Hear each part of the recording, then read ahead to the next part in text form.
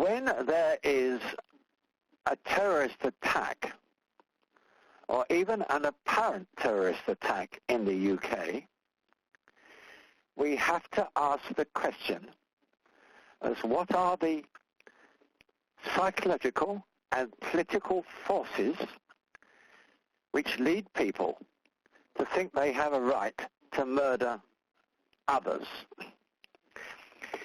In the case of most terrorist attacks today, they are coming from a source, a political source, which can be identified.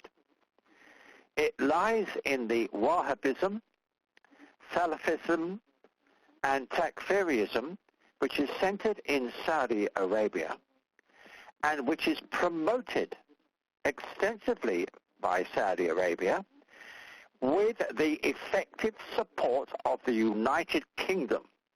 And I repeat that, because the bottom line here is we are hand in glove with a corrupt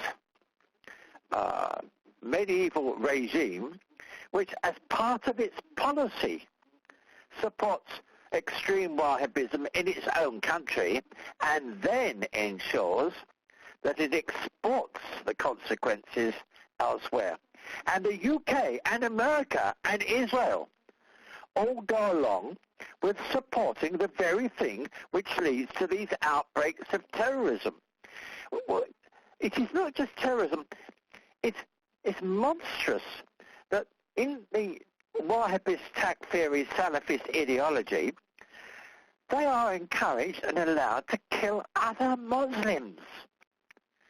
Now, this sort of insanity is tolerated by our government. We don't stand up and say we'll do everything we can to stop this ideology. All we do is we try and pick up the consequences. And the consequences are people who, thinking that they're doing something for the human race, go around and attack others.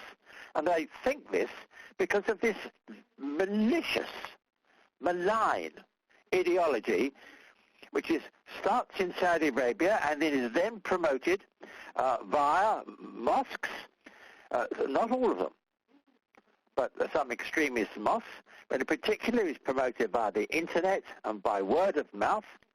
And all we do in the UK is we try and stop the consequences, but we don't have the guts to stand up and say that we, in practical terms, we actually support the sources of this. We do this particularly because we're hand in glove with the autocratic regimes in the Middle East. And these regimes, of course, we support them in a suppression of local democracy, and we support them in result in all their insane endeavors, of which the promotion of Wahhabism is one of them. But it's Saudi imperialism which really lies behind this.